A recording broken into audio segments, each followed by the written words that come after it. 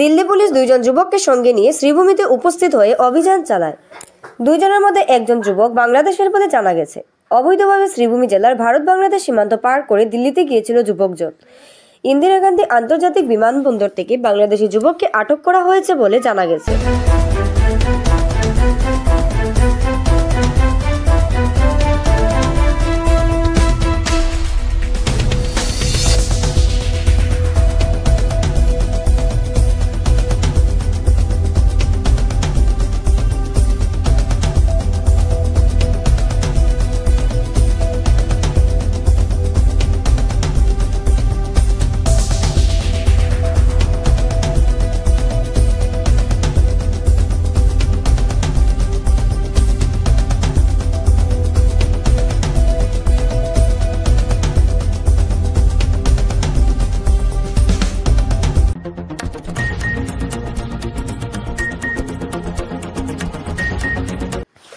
এবার বাংলাদেশের পর্যটকের জন্য কূপ পড়ল ভারতে। যদি পর্যটকরা ভারতে ভ্রমণ করতে আসেন তাহলে কোনো হোটেলে তাদের স্থান দেওয়া হবে না বলে কামান দাগান শ্রীভূমি হোটেল মালিক কর্মকর্তারা। যতদিন পর্যন্ত বাংলাদেশের সনাতনীদের উপর আক্রমণ বন্ধ হচ্ছে না ততদিন পর্যন্ত হোটেল মালিকেরা তাদের সিদ্ধান্ত অটল থাকবেন। আজ শ্রীভূমির সোনাক্ষী হোটেলে সাংবাদিক সম্মেলন আয়োজন করে সর্বসম্মতিক্রমে সিদ্ধান্ত নেওয়া হয়। শ্রীভূমি অন্যান্য এলাকায় হোটেল মালিক কর্মকর্তারা সিদ্ধান্ত মেনে চলার আহ্বান জানানো হয়। সনাতনীদের অযথা নির্যাতন, ইসকন প্রভুর অকারণে জেলে পুরে দেওয়া ইত্যাদি অমানবিক ঘটনার প্রবল নিন্দা জানান হোটেল কর্তৃপক্ষরা।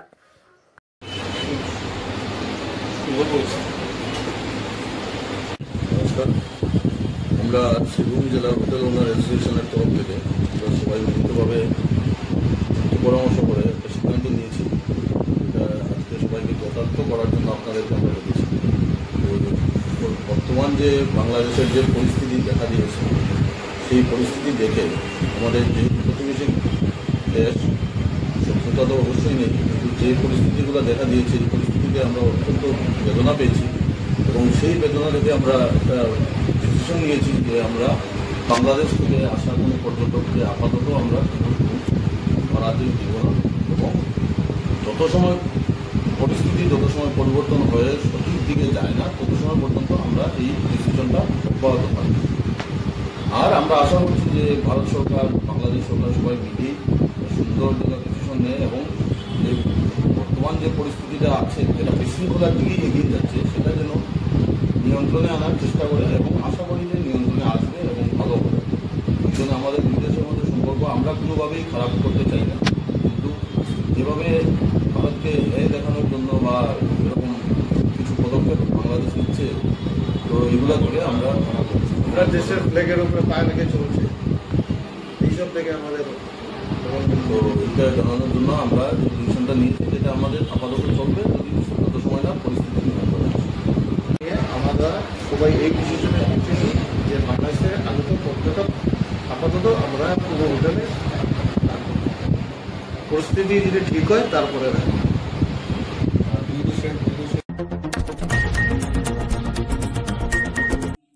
থেমে যান, সীমানা ছাড়িয়ে যাচ্ছেন। বাংলাদেশের অন্তর্বর্তী সরকারের ক্ষোভ উগড়ে দিলেন শ্রীভূমি সনাতনী ঐক্যমঞ্চ। সনাতনীদের উপর জার পারনার নির্যাতন, হিন্দু মঠ মন্দির ভাঙচুর ইত্যাদি অমানবিক ঘটনার বিরুদ্ধে আগ্রাসী মেজাজ ধারণ করেন সংগঠনের কর্মকর্তারা।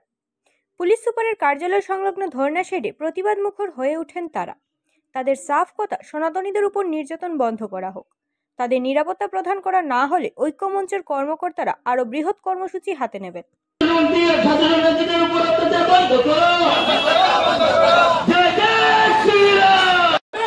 ইসলাম ধর্ম গ্রহণ করতে লাগবে, আর আমি এটাই জানি যে তোমরা নিশ্চয়ই ইসলাম ধর্ম গ্রহণ করবে না, তাই এখন প্রতিবাদ করে যাচ্ছ বাংলাদেশে।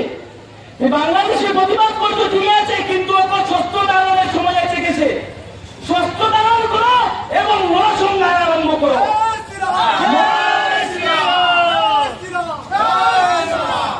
আমার ভগবান গীতাতে শ্রীকৃষ্ণ একটা শ্লোক বলে গিয়েছিলেন অর্জুনকে, অর্জুন যুদ্ধে যখন এসেছ তখন স্বস্থ ধারণ করো। যদি যুদ্ধে তুমি মৃত্যুবরণ করো তাহলে তুমি স্বর্গলাভ করবে, আর যদি তুমি জয়ী হও রাজ্য মুখ করবে। তাই আজকে আমি সনাতন ধর্মাবলম্বী মানুষদেরকে বলছি, তোমরা স্বস্থ ধারণ করো। স্বস্থ ধারণ করে যেভাবে সনাতন ধর্মাবলম্বীদের উপরে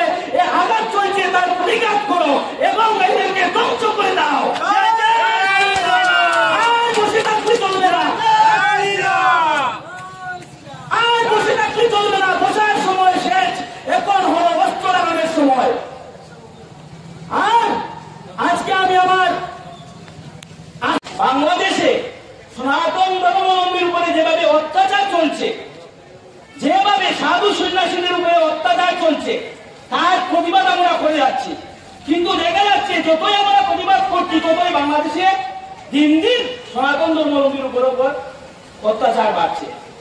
তাই আজকের দিনে আমরা ভারতের সনাতনী মানুষ আমরা জেগেছি, জেগে আমরা আন্দোলন করছি, কিন্তু আন্দোলনে কাম হচ্ছে না। কিন্তু ওই পারে যারা বাংলাদেশের সনাতন ধর্মাবলম্বী মানুষ আছে ওদেরকে আমি এটাই বলতে চাই, তোমরা জানো কি না জানো মনে নেই আমার, জানা নেই আমার, কিন্তু আজকে তোমাদেরকে মনে করে দিতে চাই আমি যে তোমাদের এখানে যে মুসলমানরা আছে এরা আদৌ কি মুসলমান? এদের পূর্বপুরুষ জানো কি? এদের পূর্বপুরুষ সনাতনী ছিল, ওদের পূর্বপুরুষ সনাতনী ছিল। ওরা ভয়ে ভয়ে ওরা ইসলাম ধর্ম গ্রহণ করেছে, তাই এরার মতো এরা হলো ভিতু ছিল, তাই ওরা ইসলাম ধর্ম গ্রহণ করেছে। আজকে দিনে বাংলাদেশে হোক আর আমাদের ভারতবর্ষ ম্যাক্সিমাম দেখা যাচ্ছে যারা মুসলমানরা আছে এরা আগে সনাতনী ছিল, এরা তোমাদের ভয়ে ইসলাম ধর্ম গ্রহণ করেছে। তাই আমি সনাতন ধর্মাবলম্বী ভাইদেরকে বলছি তোমাদের ভয়ের কিছু নেই, এরা ভিতু, তোমরা জাগো, এখন জাগার সময় এসে গেছে। বাংলাদেশের পূর্ণ সামগ্রী যে যে দোকানে আছে এরকম যদি থাকে তাহলে আপনারা 5,000 টাকা ফাইন করুন এবং যে দোকানে বাংলাদেশের পূর্ণ সামগ্রী থাকবে এগুলো বের করে চালিয়ে দিন। যে ডাকে আরে বিশাল গ্রহণ করেছিলাম, যেখানে বাংলাদেশ সরকারের বর্তমান যে বাংলাদেশ সরকার যেভাবে সেখানের পূর্বতন সরকারকে উৎখাত করে সরকার চালাচ্ছেন, সরকার আর সেই সরকারের মাধ্যমে বিশেষত সনাতনপন্থীদের উপর। এবার শ্রীভূমির রাজপথ ফের কাঁপল কংগ্রেসীদের উত্থাল প্রতিবাদে। ভারতের পার্শ্ববর্তী রাষ্ট্র বাংলাদেশে সংখ্যালঘু হিন্দুদের উপর ব্যাপক অত্যাচার, মঠ মন্দির ভাঙচুর ইত্যাদি অনাকাঙ্ক্ষিত ঘটনা নিয়ে ধর্ণা কর্মসূচি গ্রহণ করলেন শ্রীভূমি জেলা কংগ্রেস কর্মীরা। বি.আর. আম্বেদকর উদ্যানে ধর্ণা কার্যক্রমে বাংলাদেশ সরকারের নিকৃষ্ট মানসিকতার ধিক্কার ও নিন্দা জানান তারা। সনাতনীদের উপর অযথা অত্যাচার চালিয়ে ক্ষমতার অপব্যবহার করতে চাইছেন ইউনূস সরকার, তা কখনো হতে দেবেন না। বাংলাদেশের সনাতনীরা পড়ে পড়ে মার খাচ্ছে, অথচ ভারত সরকার সমুচিত জবাব দেবেন তা কেন হচ্ছে না ভারতের প্রধানমন্ত্রীর দিকেও প্রশ্ন তুলেছেন তারা। মণিপুরে বিভীষিকাময় পরিস্থিতিতে দেশের প্রধানমন্ত্রী খোঁজ খবর নেওয়ার কেন প্রয়োজন মনে করেননি তাও জিজ্ঞাসা করেন তারা। ইউক্রেন রাশিয়ার অস্থির পরিবেশ থামাতে প্রধানমন্ত্রী জোর প্রয়াস নেন, কিন্তু ঘরোয়া সমস্যা মেটাতে কেন তৎপরতা দেখান না প্রধানমন্ত্রীর দিকে সোজা সাপটা প্রশ্ন করেন তারা। ধর্ণা কার্যক্রম শেষ হওয়ার পর র্যালি বের করে ইন্দিরা ভবনে এসে বাংলাদেশ সরকারের উপদেষ্টা মোহাম্মদ ইউনূস তথা ভারতের বিদেশ মন্ত্রী এস জয়শঙ্করের কুশপুত্তলিকা দাহ পৃথক পৃথকভাবে করেন জেলা কংগ্রেস পদাধিকারী।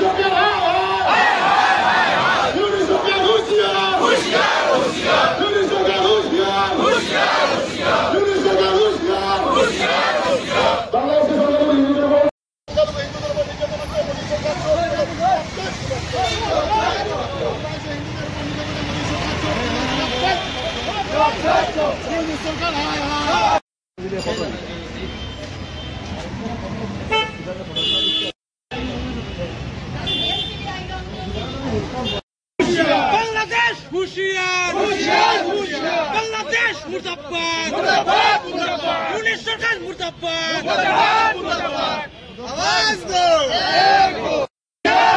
বাংলাদেশ হুঁশিয়ার, হুঁশিয়ার, ইউনূস হুঁশিয়ার, হুঁশিয়ার, হুঁশিয়ার, ভারত সরকার হুঁশিয়ার, হুঁশিয়ার, হুঁশিয়ার, নরেন্দ্র মোদী হুঁশিয়ার, জয় জয় জয় জয় ভারত সরকার নিরপেক্ষ জবাব, জয় জয় জয় আওয়াজ দে, আওয়াজ দে, জাতীয় জাতীয় রাজনীতি বাংলাদেশ হুঁশিয়ার,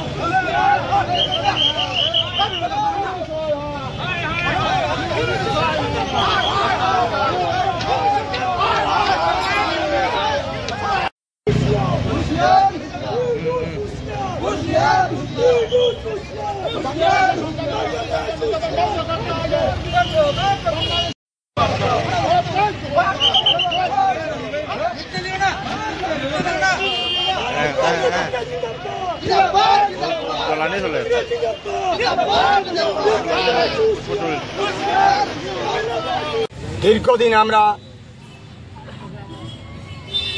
বাংলাদেশের পরিস্থিতি আমরা পর্যালোচনা করেছি, আমরা দেখেছি।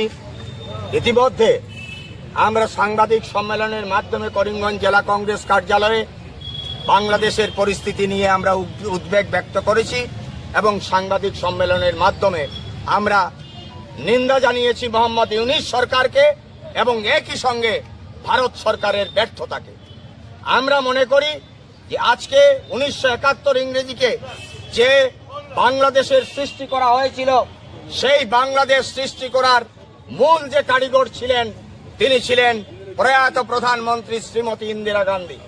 এবং শ্রীমতী ইন্দিরা গান্ধীর সঙ্গে আজকে আমাদের করিমগঞ্জের কুশিয়ারা নদীর তীরে যে স্ট্যাচু রয়েছে, যে স্ট্যাচুতে আমরা 26 জানুয়ারি এবং 15ই আগস্ট আমরা মাল্যার্পণ করে থাকি, চমনলাল, মেজর চমনলাল, যিনি যাকে হত্যা করা হয়েছিল জকিগঞ্জে এবং পাকিস্তানি সৈন্যরা তাকে হত্যা করেছিল।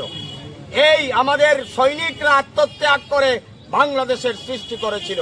আজকের যে বাংলাদেশের পরিস্থিতি, সেই পরিস্থিতি কেন হচ্ছে আমি প্রশ্ন করতে চাই আজকে মোহাম্মদ ইউনূসকে, এবং একই সঙ্গে প্রশ্ন করতে চাই ভারতবর্ষের বিদেশ মন্ত্রী এস জয়শঙ্কর, যিনি সম্পূর্ণভাবে ব্যর্থ হয়েছেন কূটনৈতিক প্রয়াসে বাংলাদেশের এই জঘন্য পরিস্থিতিকে সামাল দিতে ব্যর্থ হয়েছেন। ভারতবর্ষের প্রধানমন্ত্রী ব্যর্থ হয়েছেন।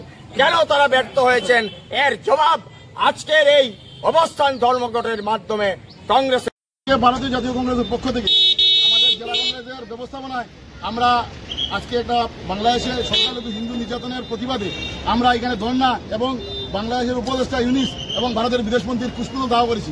এই কারণে দাহ করেছি, আপনি দেখেছেন বিভিন্ন সময় থেকে বাংলাদেশের হিন্দুদের উপর নির্যাতন হচ্ছে, মঠ মন্দির ভাঙ্গা হচ্ছে, কিন্তু ভারত সরকার চুপ। তার কারণ আছে, আজকে ভারত সরকারের বন্ধু যার পয়সায় ওরা ভারত সরকার আজকে সরকারে আসছে, আদানির অনেক কারেন্টের বিল নাকি বাংলাদেশে আটকে আছে। আজকে যদি বাংলাদেশের সরকারের বিপক্ষে ভারত সরকার কোনো একটা স্টেপ নেয় তাহলে হয়তো আদানির বিল পাবে না, আদানি ক্ষতি হতে পারে। তাই আজকে ভারত সরকার চুপ। যিনি নিজেকে বিশ্বগুরু বলেন, যিনি বিশ্বগুরু তোমাকা করছেন, আজকে উনি বলছেন যে এটা বাংলাদেশের অভ্যন্তরীণ বিষয়। আমরা পেপার সব পত্রপত্রিকা দেখতে পাচ্ছি। আর অভ্যন্তরীণ বিষয় কি হবে? আমাদের জাতীয় পতাকে পাড়িয়ে ওরা যাচ্ছে পায়ের নিচে দিয়ে। এবার তালিবানি ফতুয়া যারা চিন্ময় প্রভুর বিরুদ্ধে আইনি আদালত লড়বেন, হয়তো তাদের কচুকাটা করা হবে বা পরিবারের অমঙ্গল সাধন হবে, এমনটা তালিবানি ফতুয়া কট্টর মৌলবাদীদের। তাই তো ভয়ে জামিনের শুনানির পক্ষে কেউই দাঁড়াতে পারছেন না। ফলস্বরূপ জেলবন্দি ইসকন প্রভুসহ সনাতনীদের মুক্তি সম্ভবপর হয়নি। উল্লেখ্য, চিন্ময় প্রভুর ওকালতনামায় স্বাক্ষরের জন্য আইনজীবী রিগান আচার্য আক্রান্তের শিকার হন। বাজেভাবে মারধর করা হয় তাকে চেম্বারে প্রবেশ করে। মারাত্মকভাবে আঘাত পান মাথায় আইনজীবী। চিন্ময় প্রভুর পরবর্তী শুনানি 2রা জানুয়ারি। 1 মাস পিছিয়ে গেল জামিন মামলার শুনানি।